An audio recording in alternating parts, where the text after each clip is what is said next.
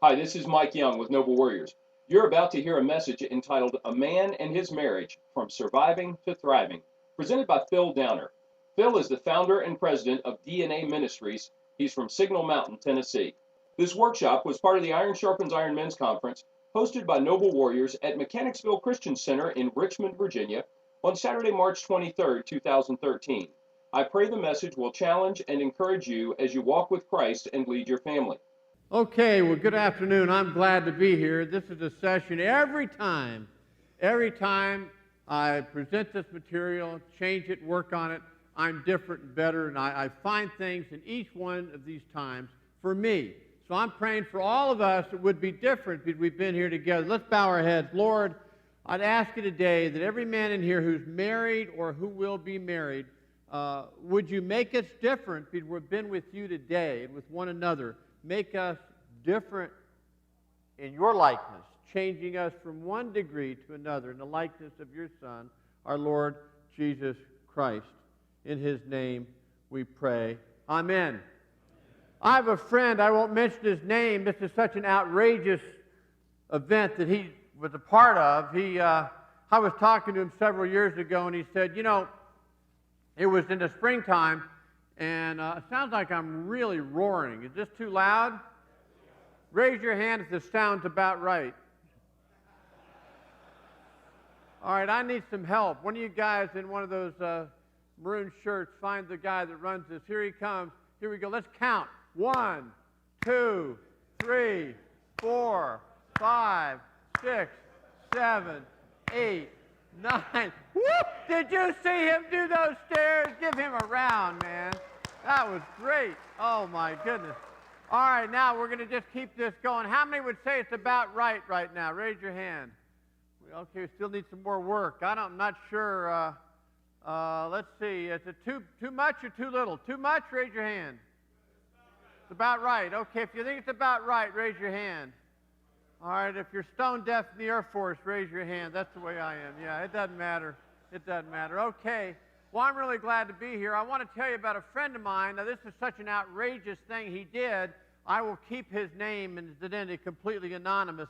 It's just so outrageous. But my friend, Ken Corco from Omaha, Nebraska, full-time minister of the gospel with Christian Businessmen's Committee, but I won't mention who it is, told me this. I was standing next to him a couple of years ago. And he said, well, we went up the ranch the other day. And I said, yeah. And he said, yeah, about 9 o'clock at night, and we're going up the dirt road, and a coyote ran right across the headlights, right across the road. I'm thinking, I live in town. I mean, big deal. So I pushed down the accelerator on the RV or SUV and lunged over the gully and going across the prairie, chasing down the coyote. And I'm thinking, what are you doing? I'm going, and the coyote's running for his life. He's running for the fence, and I got the coyote in the headlights. All the time I'm loading my 9mm pistol to get the pistol out, lower the window, try to miss the rearview mirror. Pow, pow, pow, and I drop him, get him out, open up, get in the back seat, get out my AR-15, slightly modified. Boom, boom, boom, boom. And I killed the coyote, and I'm thinking, you're out of your mind. What are you doing? What are you thinking about? He said, Downer, if you're going to farm or ranch in Dakota, you need to understand your enemy and what you're going to do when the enemy shows up. And Liz and I, no, now his wife will remain completely anonymous too. Liz was with you? Yeah, she's sitting right next to me. His wife was sitting right next to him. I'm thinking, my wife would be going, 911, my husband is having a Vietnam flashback. Send a straitjacket, pronto, pronto. Are you kidding me? And I said, well, what did your wife say? He said, she didn't say much. I said, yeah, I can imagine my wife would have been, boy.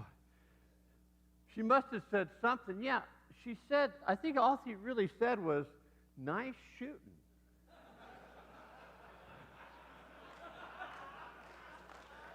Nice shooting. Are you kidding me? Nice shooting. Now, you may not agree with the killing the coyote. You might not agree with the violence and all this, but you got to agree with one thing. Ken and Liz have a great marriage. A great marriage, right? Right? They've thought through the issues. They know what they're going to do when the enemy shows up, and they do it together. And then every year, They have a snake hunt, a rattlesnake hunt. I'm thinking rattlesnake hunt. Here, little snakey, come here, little snakey.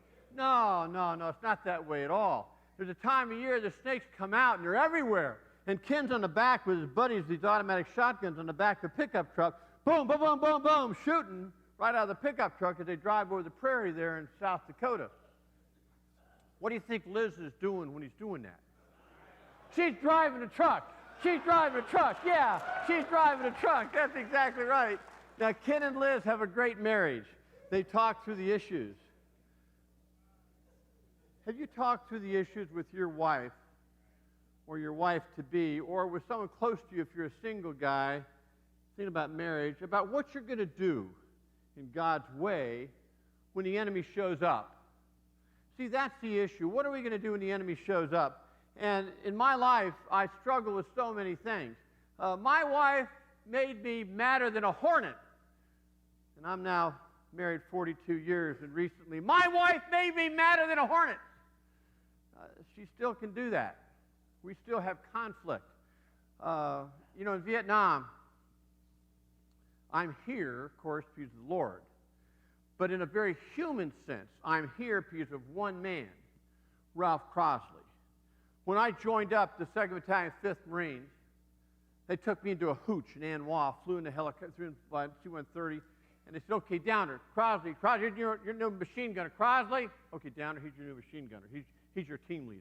I'm walking over there, and here's Ralph Crosley, African-American from Detroit, mustache, shaved head, covered with diesel fuel, and he was the meanest, toughest, most incompetent, most incredible machine gunner in the entire battalion.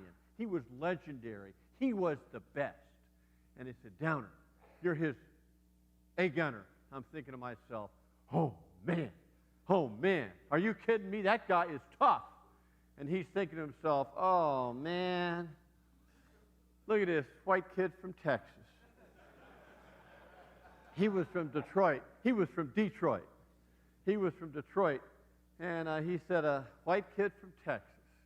Got to keep a white kid from Texas, another one alive. And of all things, can you imagine how he thought about this? Of all things, this new kid's name is Downer. Imagine that? A guy named Downer. So I'm going back there, and I'm thinking, oh, man, we didn't know much about each other. I didn't know much about black people. He didn't know much about white people. I knew something about black people. Bill Cosby was on TV Tuesday nights. That was about it. That was a shameful time in our history, and it's gotten better, but we got a ways to go. Amen? We got a ways to go, brothers. We got a ways to go. But back then, I just didn't know much about him, and he didn't know much about me. And we were very different, and we weren't sure if we could trust each other because we were different. And we found out in about 3 weeks. We're on the side of a hill. We're going up a side of a hill called Nansong. It was a burned-out area, Agent Orange area that had been burned out with chemicals. We're going up the side of the hill, no place to get cover. There were 13 of us, and we never happened. It happened 3 times my whole 13 months in Vietnam. We saw him first. We saw the enemy first. We had superior position. We had firepower, and we had the element of what? Surprise. There we go. Crosley opens up the machine gun. He was the best. He's knocking him down. We didn't dig in. We didn't get down. There's nothing to hide behind. We just opened up. He's firing that machine gun from his hip. And I'm loading it with the ammo. I'm the ammo humper. I'm his A gunner. And the machine gun jammed. Now, in combat, when a machine gun jams, it's kind of like being at 40,000 feet in an airplane having the engines quit. That silence is deafening. And there's several things that you can do in combat when your machine gun jams. You can wet your pants. They did a study one time and found out that in combat, wetting your pants doesn't help. It happens, but it doesn't help. You can run, you can quit, you can criticize, you can beat up the guy you're with. I've seen a lot of guys do this. They just do nonsensical stuff. Or you can work through the fear out of character and grab the courage to do what you've been trained to do. And that's what we did. A black guy from Detroit and a white kid from Texas, very different, background different, people different, traditions different, music different, lingo different. We stood together and we cleared that machine gun and got it rolling again in about 12, 14 seconds probably. Crosley says it was 30 seconds. It probably wasn't that long. Now, 15 seconds in combat is like 15 years of marriage. A lot could happen in 15 seconds of combat. But we got that machine gun rolling again and didn't lose a man. And that was the day Crosley and I learned that we'd stand together in combat. We're best friends. I was his son's godfather. He was best man at my wedding. I was just in his home about 5 months ago. It's a mansion in Florida. And we were laughing about some of the things about Vietnam, and he's my best friend. We're best friends. And we learned that we looked beyond the superficial differences, and we stood together with the common purpose to get out of there alive. We fought for one another, and we survived. There was never a day I got testy and temperamental with him. I mean, crowds would say, Downer, bring the machine gun over here. They're coming up over here. What do you think I did? Man, it's late. And I was up late last night.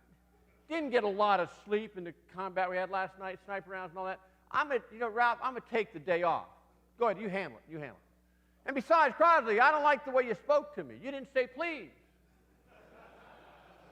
And you were a little gruff, And besides that, look at this place. You live in a rat hole. Look at this. Clean this place up. Catch this. Unbelievable. He almost got it. I can't believe it. This place is a rat hole. Clean this place up. I never did that one time to Crosley. Of course, he was heavily armed, too. But I never took out my .45 automatic, my Colt locked and loaded, and pumped his chest full of lead. I never did that one time, but with my wife. Very different from me. Different lingo, different background, different people, wired differently, with a common purpose to survive and to walk together in life. I did that to her. I locked and loaded with this automatic weapon and shot holes in her dreams. I shot holes in our marriage and broke our marriage vows.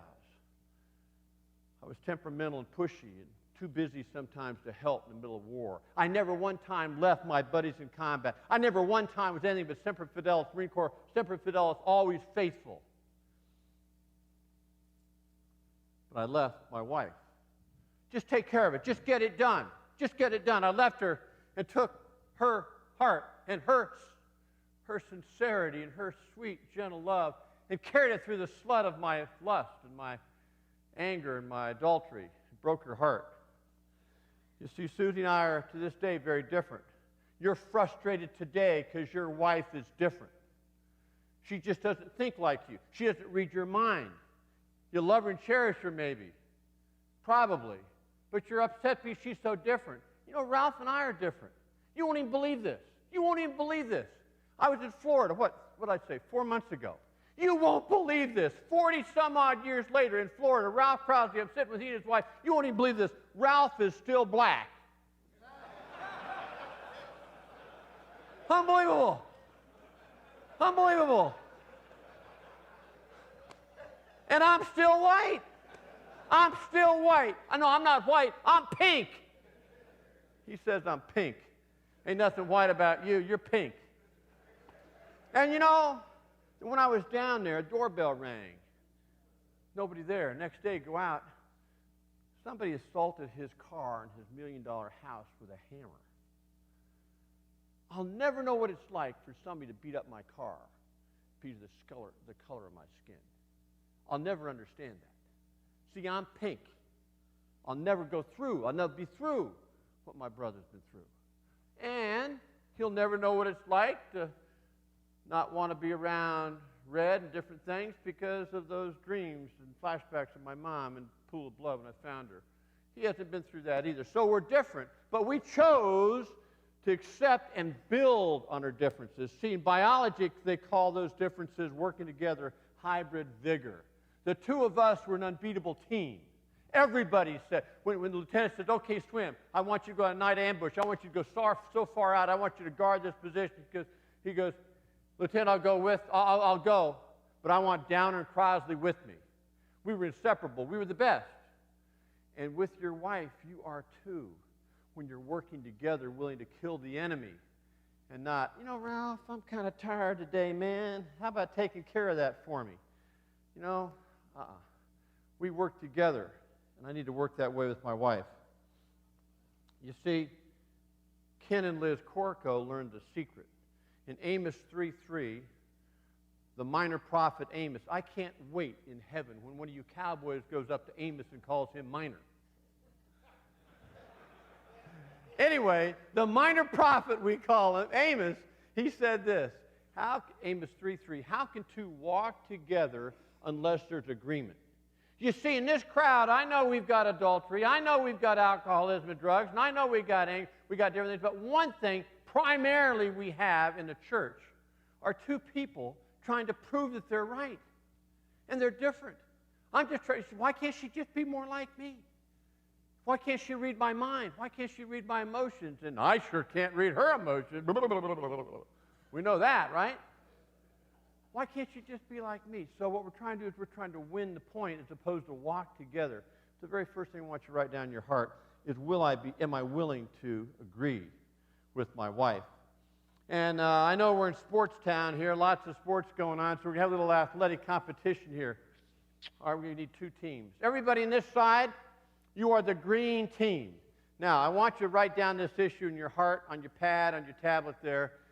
How much does God value loving your wife? If you're not married, I want you to consider how much does God value you loving your sister or your mother.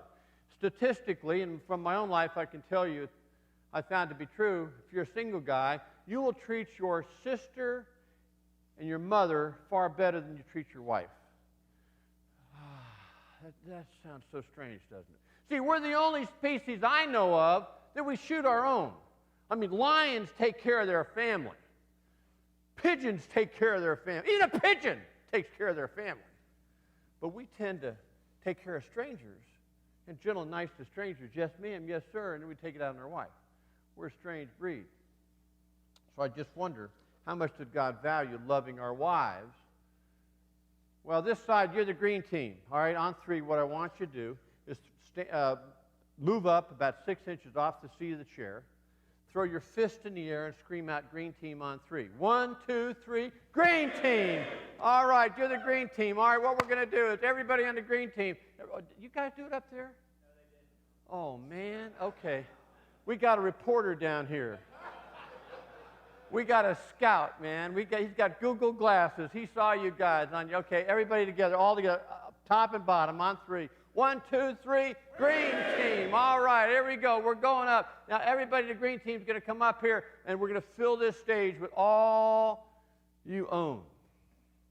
Cars, guns, RVs, motorcycles. Bring it all up. We're going to bring up everything we own. We're going to give it to the poor. What?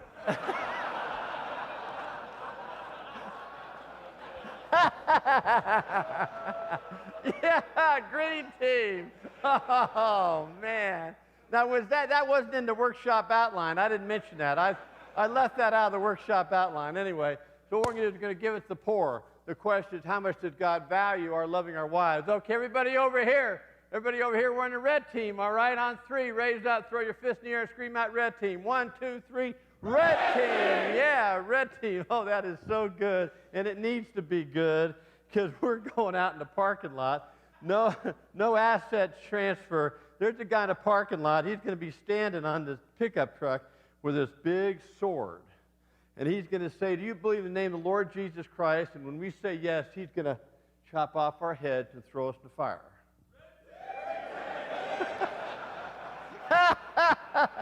Anybody want to transfer? Yeah, they're going to transfer. We got to transfer. That's right. How much does God value loving our wife? Well, you know the scripture is called the love chapter. It's in 1 Corinthians chapter 13. It's well known. It's just never done. Say that with me. Well known, but not done. 1 Corinthians chapter 13. And before we get down to what love is, let's take a look at what the Lord says first. He says this. And if I give up all my possessions to feed the poor, who's that? Green team. And render up my body to be burned, who's that? Red team. But do not have love, it profits me about 5%, right? How much? Whoa, nothing. You ever read this thing like it's real? You ever read this and say, wait a minute, God, are you kidding me? Jeff and I do that. God, are you kidding me? Well, you know what that means? You know what he says, yeah, I know what it means. What that means is, when I come home, long trip, long day, and something terrible, awful happened, like Delta lost my luggage, something really heinous, I mean, something really terrible. Or maybe something terrible like I got fired. I've been fired. I lost a big client, whatever it might be. I come home, and when I think my circumstances allow me to act in an unloving way, this book says that's a lie, and it doesn't profit me anything. See, what I think, I must think this, because I do it. I must think that all these things that have happened to me give me entitlement to treat that woman in an unloving way. I didn't do it with Ralph, but I did it with my wife, Susie. And see, that must be what I believe. As a matter of fact, this means, I give to the church. I serve the board. I'm faithful. I'm giving my pastor nickels. I'm praying for my pastor, doing a lot of good things. That those good things are an excuse for me to be unloving to my wife. And I bring home the bacon. I bring home the paycheck. Yeah, but she doesn't do what I want her to do. She isn't what I want her to be. She doesn't think like me. She's different. Yeah, she's different. And she's going to be different. You're yoked together, but she's different. And the Scripture says that unlovingly to our wives profits us nothing. And so the love chapter goes on to explain that there are 15 qualities of love. 8 negatives, do not, and 7 do's. Take a look at a couple of them. The first one is, I'm thinking, okay, well, Lord, all right, I love my wife. I love my wife, and I can get this. Okay, all right, love. All right, here we go. I love lists. We got 8. We got 15 things. Give me the first. Okay, I'll hit that first one. Okay, love is getting it done, hitting my numbers. Bringing home the paycheck, cleaning up the garage, coiling up all the ropes and all the hoses, and painting that sucker battleship gray. Don't come into my garage. It's now my museum.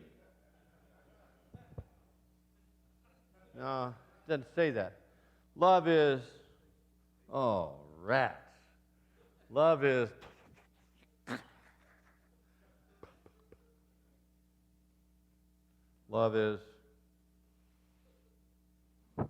give me one I can hit at, God, right out of the gate. I'm 0. Love is patient. Say it with me. Love is patient. You see, when I have myself at the center of my life, and it's about me, there's not one scintilla of patience in me. And what makes it worse, if I come home and hit the couch, hit the refrigerator for a cold one, or hit the news, it even becomes much more about me. And then I'm impatient. Just get it done. Just get it done. Crosley, just get it done. Take care of that machine gun yourself. Just dig a hole, man. I don't know, but just get it done. Can't you see I'm busy? I'm tired. Just fight the enemy. I'm your foxhole buddy. I never left Ralph Crosley, but as my foxhole buddy, Susie will tell you, I left her in body, mind, spirit, soul, mission, words, deeds. And so love is patient. Oh, man, this is tough. Say that with me. This is tough.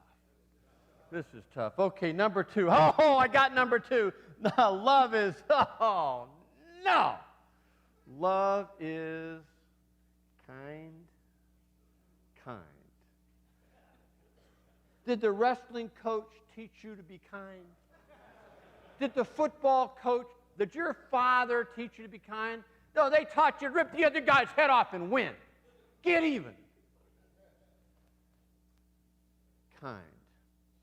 The Marine Corps, United States military as a whole. The Marine Corps, I said this one time, this couple got up and left. And they were really upset with me. I wish they just left. They didn't leave. They waited until it was over, and they came marching down the aisle, and they laid me open. They were furious at me. How dare you say that about the Marine Corps? How dare you say that about the Marine Corps? Our son's in the Marine Corps. All I said was that the Marine Corps really only taught me how to do one thing. What did they teach me how to do? Kill. And they said, no, Mr. Downer, there's swords and there's bands and there's marching and salute and there's characters, there's communist leadership. Yeah, and all that goes into one thing, to make the other poor sucker die for the cause and not my Marines. And that's what you learned. Whoever trained you, get ahead, make it work. Don't admit mistake. Don't say you're sorry. Don't ever cry. Get it done. Now. And so we take that into our families. And see, the Marine Corps mission was to teach us how to kill, how to take people from life to death. And the issue was never, how many bullets did you fire? Oh, first platoon, how many mountains did you climb? No, that's a song. That's not the Marine Corps. How many bullets? No. The only issue is one thing. How many of their air suckers are dead? And how many of your guys are still alive? Body count was the only issue. That's the only issue. And so teach them how to kill, take from life to death. Body count was the issue. Now, you and me, we're in another army. It's the army of God.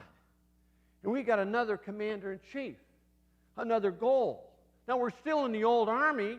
We're still business guys. We're still teachers. We're still accountant. We're machinists. We're whatever we're doing. We're trying to earn a living. And it's tough out there to earn a living right now. Have you noticed? Yeah. And we're still there. But now we're in a new army, and the new commander-in-chief is not trying to teach us to kill. He's trying to teach us to... He's not trying to teach us to kill. He's trying to teach us one thing: how to die.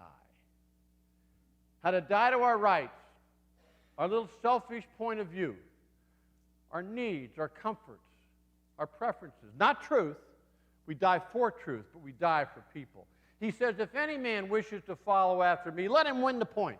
If any man wishes to follow after me, let him be the best. Let him be first. Let him never say he's sorry. No, if any man wishes to follow after me, let him what? Deny himself. Pick up his cross. Pick up his circumstances. She doesn't look the way she did when she was 19. Nobody looks the way they did when they were 19 years old. You got a wife that looks that way? We want pictures. And pick up your circumstances and follow me. That's our mission. And as we do that, we're not taking people from life to death. We're actually taking people from where? Death to life. You're breathing life into people as you're generous, as they see you suffer and work hard and care and be unselfish. You breathe life into them. Ralph Crosley thanked me. He said, Phil Downer, I would not be alive today without you. You're ugly, but you're mine. And I wouldn't be alive today without Ralph Crosley. He taught me so much. You see, the Lord's trying to teach us how to die to our rights. There's never been an issue in my household, never a question, or in yours either. If some mojo came through the door to take my family or my kids, they'd have to kill, tar and feather me first, right? Nobody'd ever come through. They'd have to kill me first. The question is, am I going to be willing to not kill to protect my family? Am I going to be willing to die to my point of view, my right to be heard, my respect, my pride, my ego, my little feelings, my little schedule, my little thought of what ought to happen on Christmas morning? Am I willing to die to that for my wife and family? That's what he says he calls us to do, which I've found to be a tremendous challenge and a tremendous heartache. And so what I wanted to do was start to love my wife, the guy that discipled me. We spent a lot of time in this chapter. And over the course of time, I came up with a list. In 1985, our marriage was restored, but it wasn't perfect, and it still isn't perfect. And I came up with a list. And the list goes like this. There are 10 needs in a relationship. I'm going to give this book away later. I'm going to say these things. You may not be able to write them all down. If you write fast, you can. If not, you can copy them down out here, or I'd love you to get the book, either way. But I want to go over this. There are 10 needs in a relationship. And so I gave this list to my wife. And the 10 needs go like this. Every relationship, little bit or a lot, needs acceptance, affection, appreciation, approval, attention, comfort, encouragement, respect, security, and support. I know you couldn't write all those down. Come and copy them off the book out there or buy a book. I'll give this one away. All right? But those are 10 needs. So the idea is everybody needs some of those, or all of those to some proportion. So I gave the list to my wife, and I said, Susie, I want to be a better husband. By simply saying that, say that with me, I want to be a better husband. There's not a guy in here that doesn't need to say that, because we're not perfect. Okay? And we want to be a better husband. So I gave the list, and I said, here, take the list and score me 1 to 10. Not another couple. And the woman was really upset with it. She said, oh, Mr. Downer, you're scoring a relationship. That's just terrible. Well, okay, it may be terrible, but I'm task-focused. I need a target. I need goals. I mean, I need a runway. I need to know where the goal is. I need inbounds and all that. And so I'm task-focused. And for a long time, I apologized about that. Stop apologizing for it. You are too, maybe. You'll be glad to know if the Apostle Paul was task-focused. Did you know that? Anybody that keeps track of shipwrecks is task-focused. Yeah, that's true. Okay. So I gave the book, and I said, here, honey, take this list and score me. 1 is lousy, 10 is great, and score me on this list. Here, take this list and look at it and tell me how I'm doing. She wouldn't take the list. She wouldn't take the list. I had in my marriage what 1/2 of you have in your marriage, statistically. I don't know, but that's what they tell me. I have a security problem. Now, it's long after this I stopped kicking things, except, I can't believe that bucket this morning. You know that bucket I kicked? It was terrible. You moved it. You know what that bucket was? That was a prayer bucket.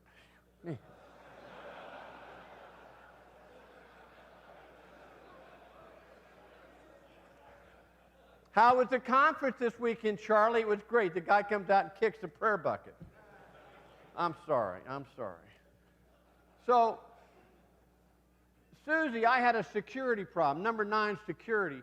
And I'm not breaking stuff and punching walls like I used to, raging, screaming.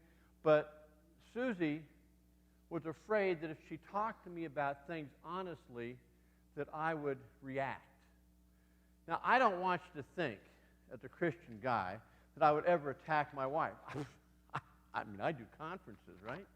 Yeah, I never attack my wife. It's just sometimes I want to get close to her to be sure she can hear me.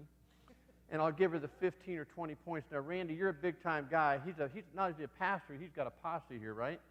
And is this comfortable with me standing like this? It's not comfortable. It's not comfortable. Yeah, he's going to come. He's going to get me by the throat and rip out my veins, And see, it's not comfortable. And when we do that, and when we raise our voice, we say, just get it done. When we go like this, you can say intimidates, you can say anxiety, but that's just fear with lipstick on it. It brings fear to people. Fear to people. And she was afraid of giving me constructive criticism, like half of your wives are afraid of talking to you. As a matter of fact, I did a study, and I found that in most marriages, women are afraid to talk to their wives. Men are afraid to talk to men are afraid to talk to their wives about 2 topics. I've seen these great big 250-pound former football players scared to death to talk to a woman 105 pounds about 2 topics. And men, with their wives are generally afraid to talk to us about 4 or 5 topics. They got more topics. Anyway. And so with that going on, what's the problem? Well, the problem is we're trying to run a high-performance team, a very, very important team to us and the family and the church and the community, an incredible team, God's team. We're trying to run that, and there's 6, 7, or 8 topics that we won't even talk about. And incidental stuff, incidental stuff like sex and money and disciplining the kids and weight and exercise and house and, church and all kinds of things. And so here we are dead before we start as far as operating the team because we're afraid to talk about that. When Crosby and I, when we lost guys, what do you think we did after we had the memorial service for the guys we lost? We tried to figure out what? Why? What could we have done differently? What could we have done better? There's a whole bunch of people right now. You read about the things that have gone on with the Marine Corps last week. There are a whole bunch of people right now trying to figure out why and what are we going to do about it. So in a marriage, we need to do that. So sometimes she said that she felt attacked by me. She was afraid to even tell me that until I built enough security for her to say that. Then sometimes she feels like I'm defensive. I'm not defensive. I mean, I'm not defensive like a little kid. I'm not defensive. I'm just sometimes trying to help her understand how hard it is to be a dad and to bring home the bacon in my tough day, and you have no idea how hard that is. And if you hadn't done this, I would have done that, and this and that and everything. And are you kidding me? And sometimes she says, I pout. And I'm an adult. I don't pout. I sometimes just pray. What are you doing? I'm praying. Holy Spirit, God, Holy Spirit. He's not talking. He's not talking to us. He's talking to himself. He's nursing his little feelings like a 2-year-old. And then sometimes she says, I'm dismissive. Hey, let's just go watch the game. Everybody's got problems. So she wouldn't take the book. I had to, at that point it was a list. I had to spend a lot of time convincing her that I would not do any one of those things if she would be honest with this list. And so she took the list and she brought back the list. And that woman, out of a possible 10 on respect, she gave me a 2. That really burned my toast. A 2, Randy, a 2. Boy, I was. So I said a 2, wrong answer. A 2, wrong. Oh, a 2, that's a wrong answer. We talk about in the book, I'll tell you right now, this is the right answer. If someone's willing to give you constructive comments honestly, just eyeball to eyeball, this is the answer. You go like this, you go. Thank you. Thank you. If you can't do that, you practice in the mirror for a week. Thank you. What are you doing? I'm practicing. Never mind. And you practice that. And then you say, could you explain to me what you mean by respect? And she said, I don't feel your respect. I'm thinking my head's blowing off. Are you kidding me? All the things I do to show you my respect.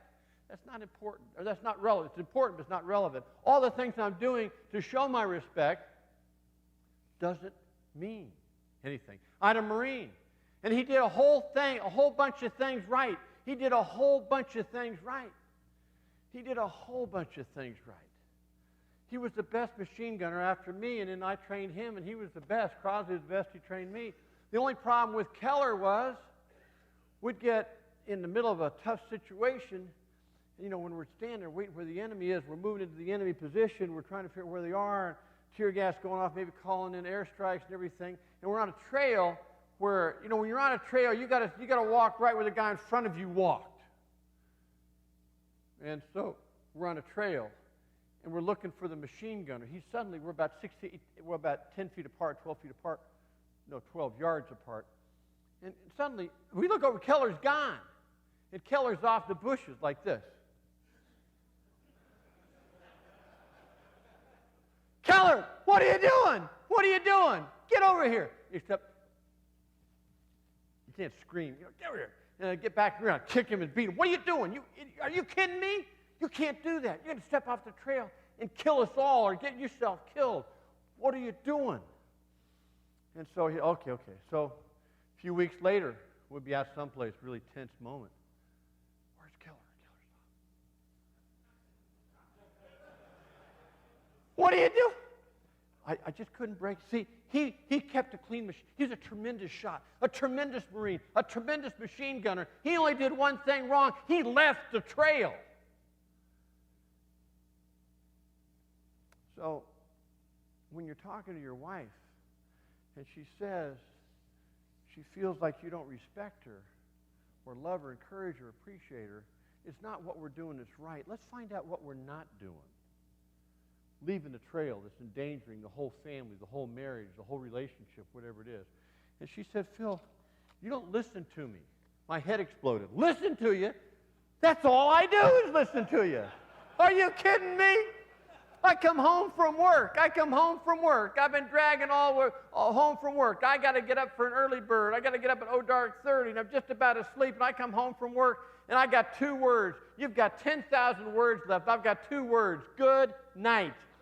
That's all I got left. And I roll over to go to sleep, and I'm just about asleep, and you say, hey, Phil, what? What are we going to get the kids? What are we going to do about Christmas? I wake up, Christmas? Are you kidding me? It's March. It's March.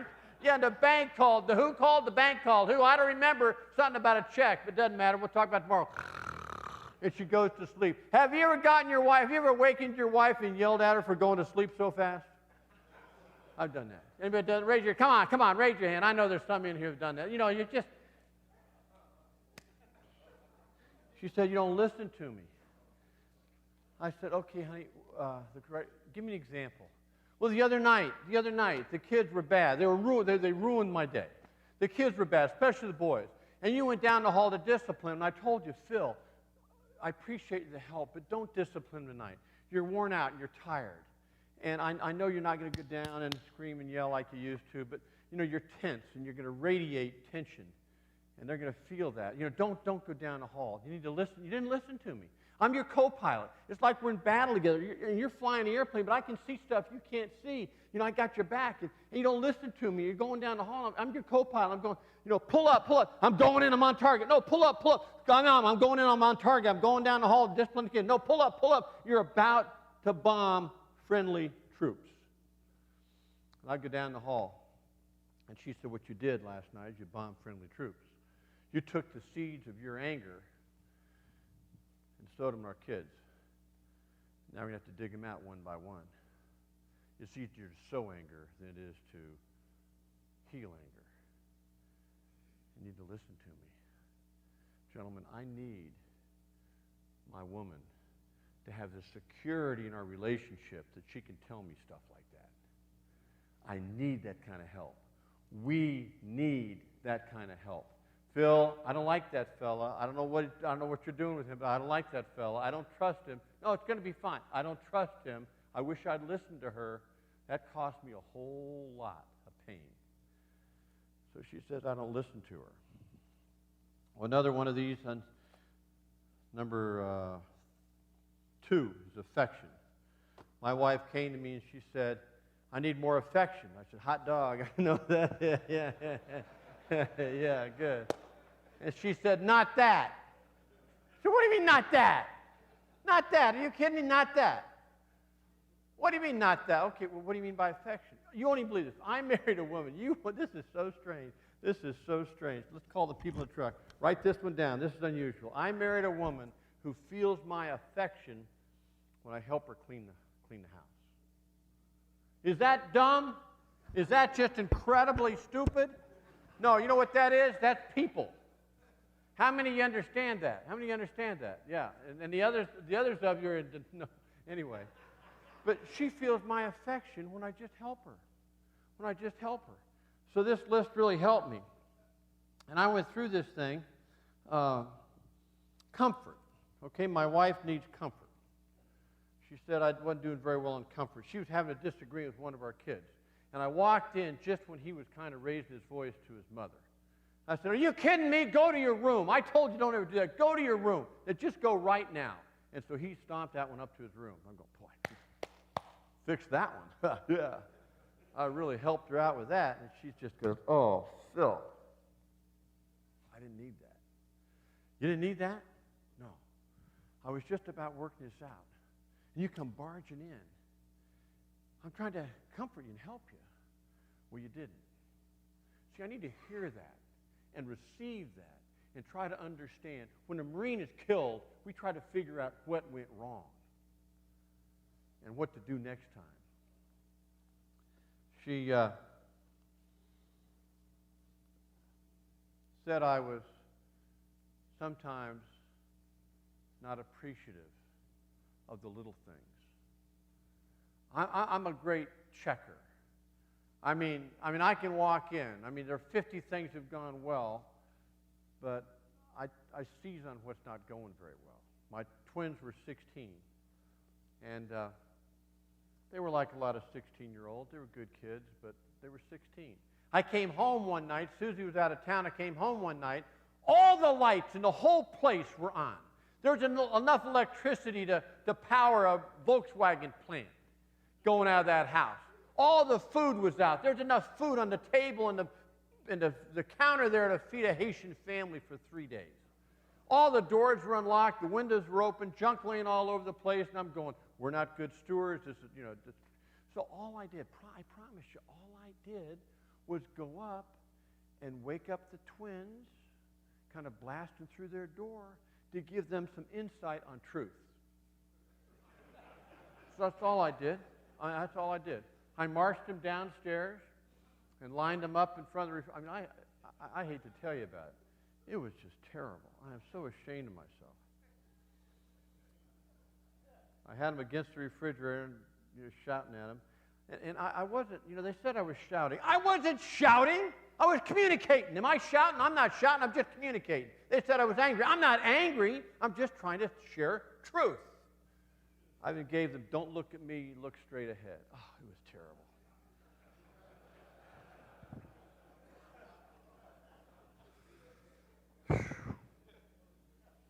My son came in later and he said, Dad, we need you to be our dad. Well, first of all, he said, I agree with everything you said. Everything you said was right. But we need you to be our dad, not our drill instructor. Boy. Well, this was a tough go. I did this for a year. 1 solid year. It was brutal. It was brutal. It was blood in the street for the old man. It was brutal. After a year, my wife gave me the list and said, here. She was so amazed at how faithful I'd been to humble myself. If any man wishes to follow after me, let him deny himself, pick up his circumstances, and follow me. She saw me do that. As our wives see us do that, it just puts a channel of affection straight from us into their heart. She was just so amazed. And she said, Phil, I want you to take the book and evaluate me. Yes! There's a God in heaven. Ha ha! Ha ha! I couldn't believe it. I knew exactly what I was going to say. I said, oh, honey, you're so great. I'll have to spend some time. I'm not so sure what. So I gave her back the book. And she comes into me about 3 hours later crying. Oh, Phil, you gave me a low score on affection. And everything I do shows you how much I love you. Now remember, this is a woman who receives love by what I do for her. There's a hint there. That's how she's going to express love to me. She said, look at all the things I do for you. But see, I didn't know that. We didn't understand those coyotes until we talked about them. Because until you identify the enemy, you can't kill it. Well, you need to identify the enemy and then agree on it and then kill it. All right? Or get rid of it in the marital terms, or work on it. And so she said, everything I do for you shows you how much I love you. From early in the morning until late at night, I'm doing this, I'm doing that. All these things I do for you are just amazing. I'm always helping you and all the things I do for you. And I said, honey, I know that. Now, there's a verse, Ephesians 4:15. It's a critical verse for marriage. It says that we're to express ourselves in truth and love. You see, when Susie would say to me, Phil, you kind of ought to consider the possibility of, toning it down a little bit. Didn't get it. I didn't hear a word. I didn't understand what she said. She needed to drive up to my headlights and say, you come across as being angry. You're not shouting. You think you control your anger. What you're doing is radiating it. And see, I needed somebody to be able to share truth in love. She didn't scream it at me. She didn't beat me with it. But she shared it right in my headlights.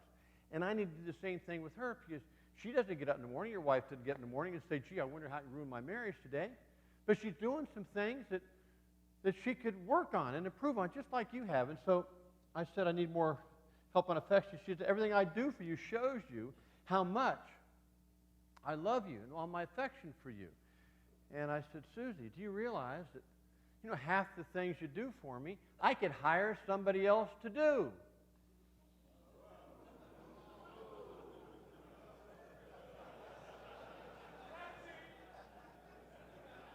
incoming. I said, I need a lover. And she said, yeah, all these things I do for you. No, I need a lover. I know all these things. I said, Susie, let's just pretend I love chocolate, which I do. And let's just assume that I can't eat chocolate out of anybody's chocolate factory but my own. And I love chocolate, and I'm traveling for 3 or 4 days, and I come up, and in the airport, there are chocolate bonbons. Ooh, there's an article about the hottest cheerleaders. Ooh, chocolate eclairs, you know, and I can't touch those. And chocolate candy and chocolate ice cream, I can't touch those. And I come home, and I open up the door to my chocolate factory, and I open up the door, and the factory's closed. You see, there are some things that only you can give me as my wife, that you can only be for me as my wife. I like chocolate, and sometimes the chocolate factory is closed. And she said, well, what's your point?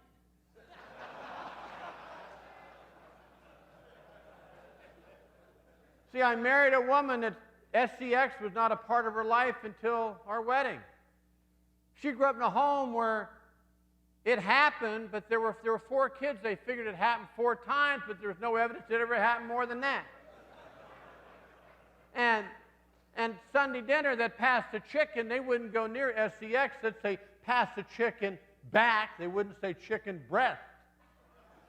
And this just was, you know, they don't talk about it. And I said, honey, I need you to be my lover. And she said, I love it. Look at all the things I do for you. I said, honey, I need you to be my lover.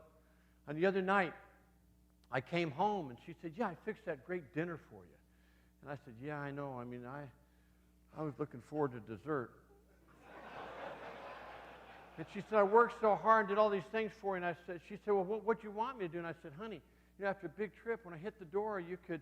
She said, well, what do you want me to do? And I said, you know, truth and love. She just didn't get it.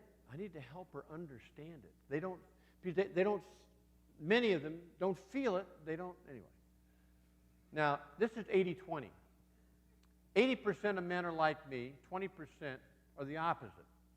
I mean, some men have their wives hunting them down, and they're going, oh, lock the door. I mean, it's different. So I don't want to make generalities. I'm making a generality, but you're different, and, you know, you apply this the way you want. The point is talking to your wife about the things that are hurting your marriage and honestly looking at how to kill the coyote. And I said, honey, when I hit she said, well, what do you, I said, look, when I come home from a business trip and I hit the door, I want you to jump my bones. And she said, what? Jump your bones? I said, yeah, I need a lover. I need my lover. And it came home, and she said, don't talk about the other night. I know I fell asleep. I spent 3 hours cooking that dinner. And then we cleaned up, and I know I fell asleep on you. I know I was tired. I fell asleep. I'm sorry I fell asleep on you, but, you know, you dragged in here, and you said you were exhausted. And, well, you looked exhausted. Everybody knew you were exhausted. And I said, I know I was exhausted, but I wasn't dead.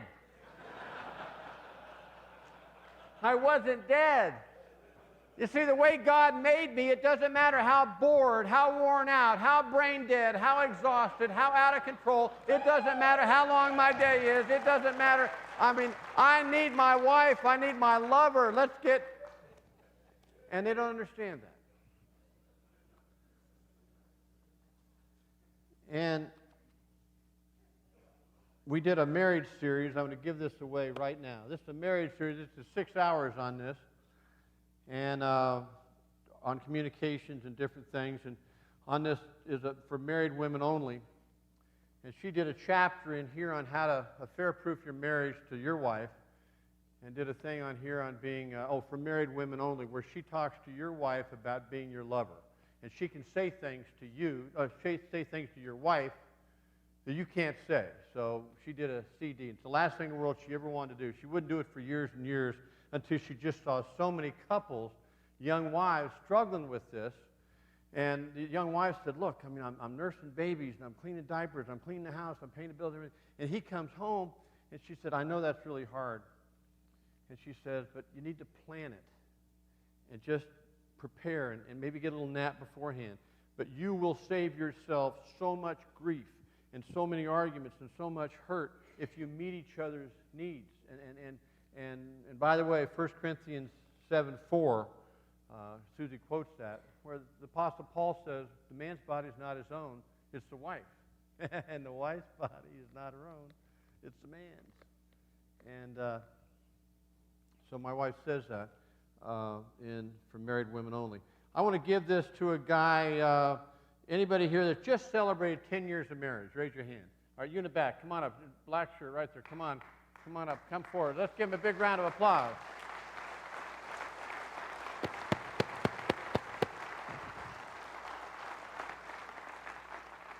Okay, what is your name? Huh? Anthony, here you go, Anthony. And now, Anthony, look, when you take this home, don't see your wife, hey, let's go listen to number 7. Okay, there you go, there you go. All right, let's give him a round. All right, thank you. Would we be willing to be godly? You know, this book, Brave, Strong, and Tender, we talk about leadership, and it's amazing when you suddenly, it says here, I wrote this, a leader who overly is concerned with his own welfare can never enjoy the confidence of those around him. See, if we're overly concerned about our welfare, we think they don't see it. We think they don't understand why we make decisions because we really don't want to go, why we really want to get the car serviced instead of going to the church, whatever it is. They see it. They know it. So if we're overly concerned, there are 2 chapters on leadership in this book called Brave, Strong, and Tender, and they see it and they know it. So what is it that you're doing looking out for yourself? Because what that does is that's a coyote that erodes your relationship.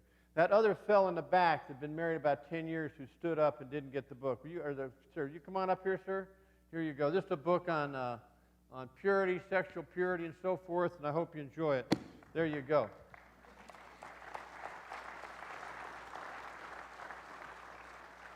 Ephesians 4:15, sharing truth and love. One of the key verses for this section is Hebrews 10, 24, and 25. Make a note of that verse. Hebrews 10, 24, and 25 that says this. Let us consider how to stir up one another. Say stir up. Let us consider how to stir up one another to love and good works, not neglecting to meet together as is the habit of some, but encouraging one another. Say encouraging. Encouraging one another, and all the more as we see that day drawing near. That verse is fulfilled in a marriage that's thriving. If you're fulfilling that verse, you are thriving in your marriage. And it's the key to thriving, not just surviving. Many of us have pretty good marriages that are surviving. We want to thrive in our marriage. Well, there are 2 points in that verse I want to make a point of. What does every sales team, company, government organization, educational group, labor group, what does every group do, every team do once a week?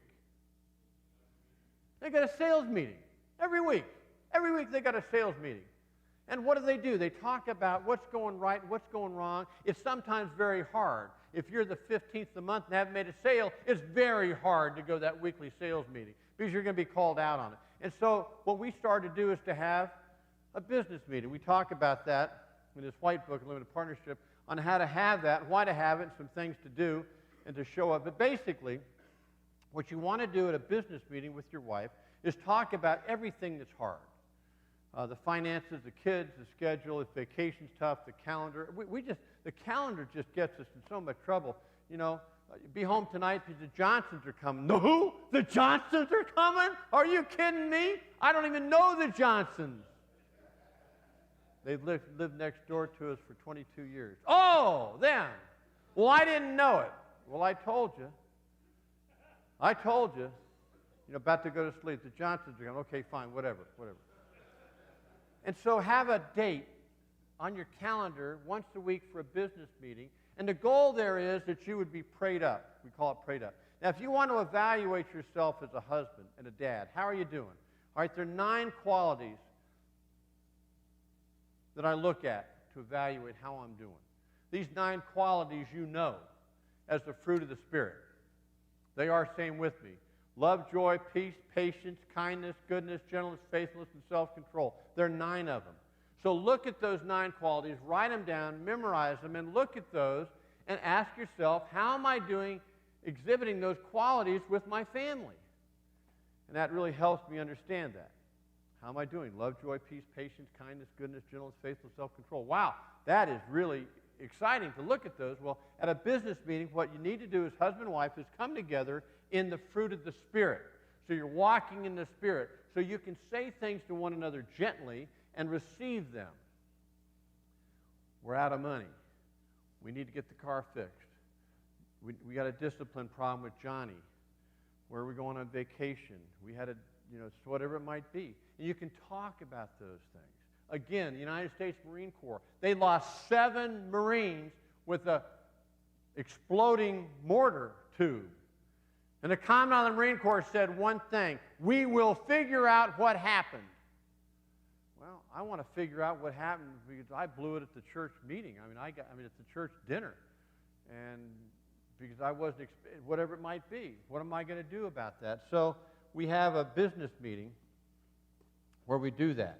We talk about all the things that aren't fun, that are hard, that we disagree on, that we struggle with. And then we, once a week, and that's stir up one another. Say, stir up one another. Say, business meeting. Okay, encouraging one another to love. That's a date.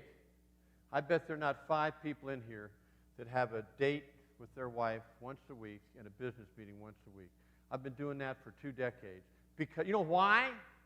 Because I, lock, stock, and barrel, destroyed that marriage. And I don't want to do it again. And so we have a date. And a date, on a date, what do you do on a date? Everything that you don't do at the business meeting, Get all that stuff done and go have some fun. And don't go, it's not entertainment, have the Johnsons in. It's not go to a movie and listen to Hollywood's view of the world. It is you going out. And what I do is I put my wife, it's hard to do this. It's hard to do this. For some of us, it's hard to do this, to face the room. I always want the seat so I can just be sure if anybody comes in an M16, I'll get him before they get me. It's never happened. I need to face the corner, let her face the room, so I'm not distracted by the TV and by the bimbos that don't know how to dress. And focus on her. And what I try to do is say things to her. First of all, I try to comfort. How do you comfort? Comfort is, Hezekiah 4:18, that great verse, Hezekiah 4:18. That book doesn't exist, but it should. Hezekiah 4:18 says, button thy yap. Take a shingle nail and nail your tongue to the roof of your mouth. Boom, boom, boom, boom. And say to your wife, how you doing? And then listen, and listen, and listen. And don't offer advice. Don't fix it. Don't cure it. Don't criticize it. Don't make suggestions. Don't do anything until she asks for it, until she asks you. Because, see, she married us to do life together. She didn't marry us to just be a policeman. She married us to do life together, and she's doing life with us when she's sharing about her needs. And by the way, I need her to do the same for me. Later on, she'll do that with me because I got some big-time issues, big-time problems about some relationships I need to share with her. And sometimes I got these big dreams. And I'll just get this big vision, this big dream just out of my mouth, and she'll say, that'll never work. Boom. Oh, thanks. But she learned from me, because I did it first, to listen to her and to try to comfort and understand. And so we need some training on this, because what do you do? What do you do when you're doing that? Well, you got to learn, say this with me, utterance. Baby shower utterance. Say that with me. Every guy needs to understand baby shower utterances. When a woman, when you go out with a guy and you give a guy a rifle, he opens up the rifle, what do? First of all, you take it from him, you show him how to use it, you say, yours is better, yours is cheaper, yours is longer, yours is faster, yours is something. That's what men do when you give gifts. What do women do? Say it with me. Oh. And the PhD of this is, ooh. That's all you do. Because you're entering into their process, their joy, their pain of whatever they're doing. That's what our kids want from Dad before we tell them, I don't like that, don't get that, too expensive, too big, too short. So I learned to do that on our date, which was really, really hard. I have some, I've talked to some of you. Some of you came up to me and you have some serious problems. Everybody in here probably has a few serious problems. Matter of fact, you have some serious pains. And you've been asking God to take them from you, and He hasn't. And I still have flashbacks and nightmares from time to time. Not like I used to, not like I used to by any means, but I still have my struggle. And I think God left that as He left the thorn in Paul to keep him from being too arrogant about the miracles he saw. And I think God gives us things to keep us humble. But along the way, we need to be willing to look at some of our pain and so forth. And I want you to picture on page 76 of this book, 78 of this book, we got a cup. I want you to go like this, a cup. Do a cup. That's your emotional cup. Now what you want to come out of that cup are positive emotions of love, joy, peace, patience, kindness, goodness, gentleness, faithfulness, and self-control. And it does for a time. When you get up and have your quiet time, when you get up and walk with the Lord and get in His Word and worship and praise the Lord, when you leave here, your cup is going to be so clean and so full of good emotions, you're just going to be great until the first sucker cuts you off on the highway. Maybe you'll last longer than that, but anyway. Because down in here, you know, what you want to do is, down here we've got pain, we've got hurt, we've got anger, we've got defensiveness, we've got guilt, we've got false guilt. John died in my place. I got nightmares. My father left me. I found my mother in a pool of blood. That son of a gun, so I committed adultery. I broke my marriage. My wife didn't love me. You know, she was going to leave me. All these things you've got in that cup. Now, if you're like me and you're a Christian, you're doing what you ought to be doing. We ought to be getting up in the Lord and spending time with the Lord every day and cleaning that out, confessing our sin, trusting Him with our needs, and following Him, and dealing with our fear and our lust and so forth. But we have these great big cesspools, these septic tanks that drain raw sewage into our cup, called father wound, divorce, bankruptcy, cancer, lost child, lost wife, lost parents, lost whatever. And we need to deal with those. And we talk about how to heal. Some of you are on your first marriage.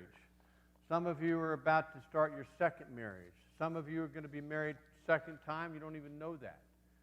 And we need to deal with some of this pain. And so we want to heal.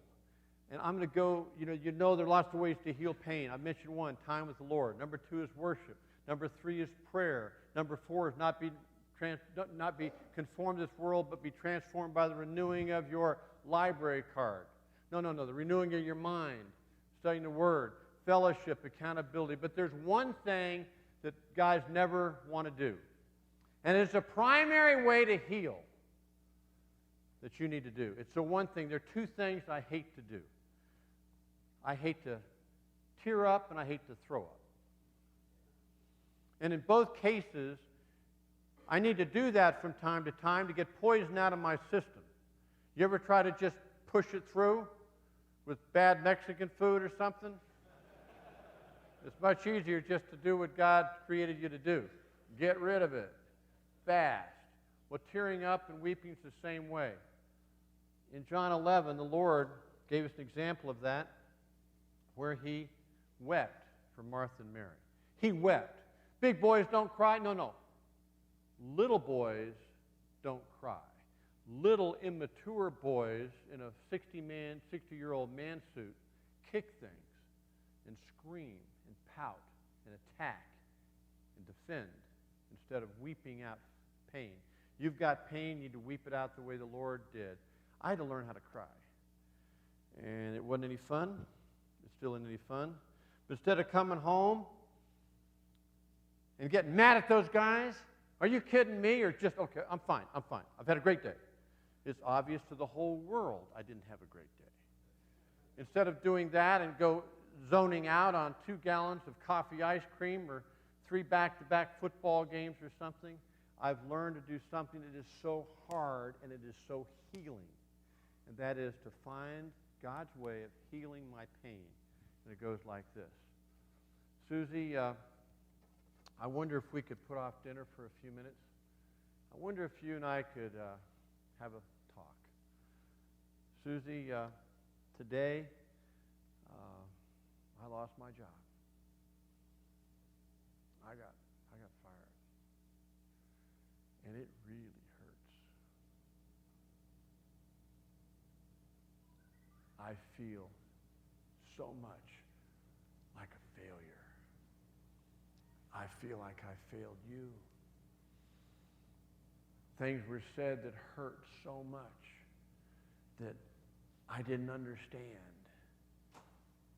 And instead of fixing it, instead of getting mad at the people, instead of defending me, she started to do the most bizarre thing. Just hold on to me and give me a hug.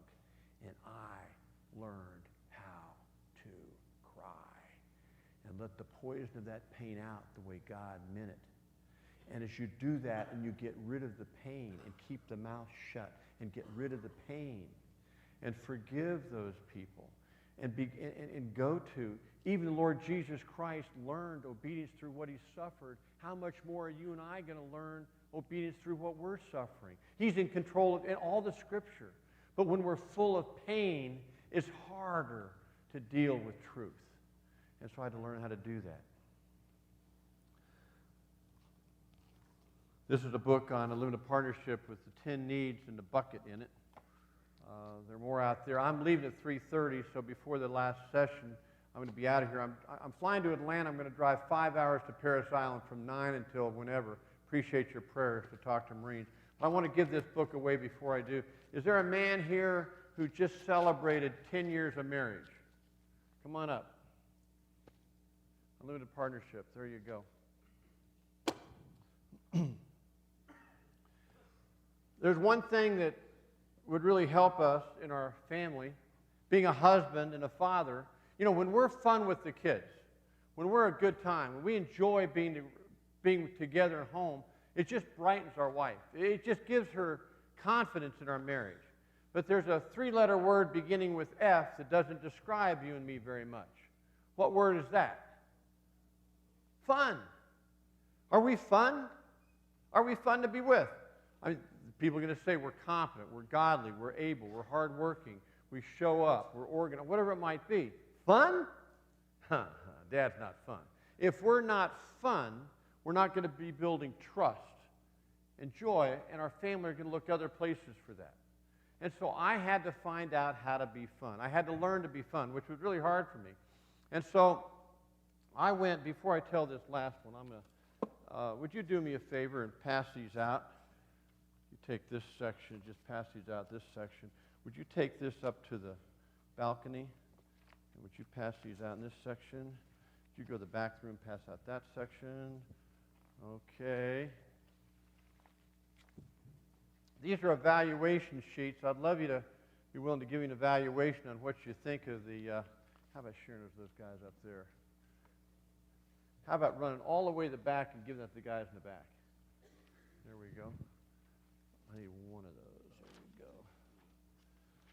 Before I share this last thing on being fun, this is a form. I'd love to get your input on the session, this session, or the session this morning where I spoke. Any evaluation that you have, you can turn it at the book table out here. I'll be there until about, oh, it is 3:15. I'll be there until about 3:45 when the second session starts. You can fill that out. If you'd like to be on our mailing list, you could check that box. If you'd like to be on our prayer team, you could check that box. Look up here, see this bottom box if you'd like to know something about our retreat. Paul and I can only come here because guys heard us speak somewhere else. And I'd love you. I really need your help. We are packed with conferences all the way through August. In September and October, November is wide open. I'd love to come to your church, your ministry, your retreat. Paul and I, or me alone, Paul alone. If you check that box right there and give me a business card out there, that'd be good too. But check that box. I'll get you information on how I can come to your retreat or your conference. And just fill that out, and I'll be out. You leave that at the book table. And so I just wanted to be fun. And one of the things I wanted to do was to take our kids camping. And I came in off a big case, and I said, Susie, I want to take the kids camping. And Susie said, camping? My husband doesn't camp. And I said, well, I want to take him camping. And what we did is we loaded up the car, and I went off, and we just had fun. We just had fun. My rules, I had 2 rules. See, if you're going to be fun with kids or fun to family, you need to lower your expectations. I just had 2 rules. Number 1, I was going to bring them home alive. And number 2, I was not going to get angry over anything. So we went off for 2 days. We went camping, and we just had so much fun.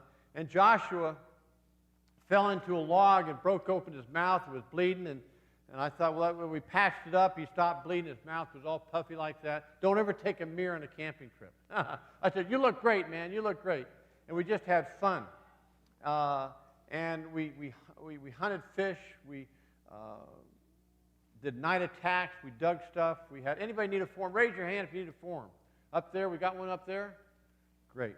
Okay, raise your hand if you need a form. There's some over there too. How about grabbing those forms for those guys back there?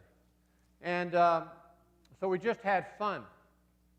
And so we're coming home, and Joshua, we're cleaning them up. I got them in the men's room, the girls' room. We're scrubbing up their hands, and everything. And Josh is over here. He's washing his hands in the yellow, bubbly, warm water of the urinal. He was 2 years old. He'd never seen one. It's just a perfect spot. He thought the bubbles were soap. What's rule number 2? Don't get mad. Ooh, hey, Josh, let's try the white water over here, So we tried the white water over here. Just scrubbed them up. We just had fun.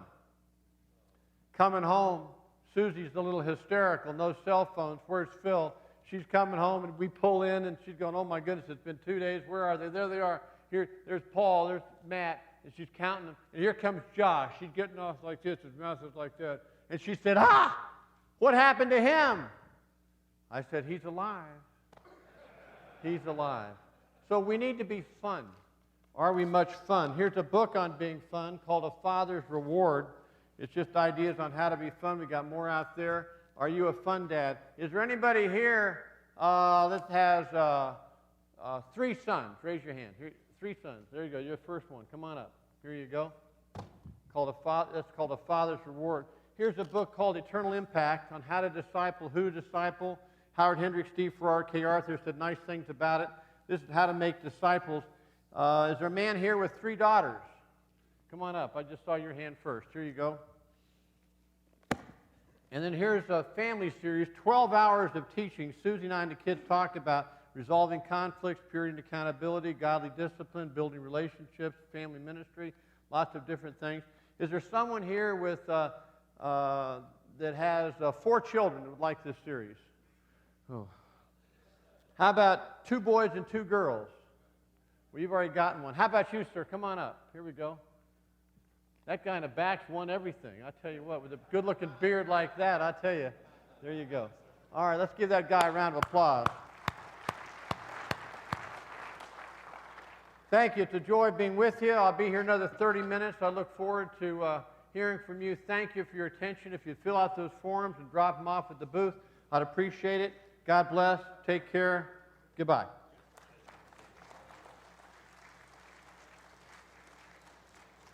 Well, I trust this message has provided practical encouragement to you in your journey with Christ. Please visit noblewarriors.org to learn more about how Noble Warriors works to help churches reach and build men. God bless you, friend.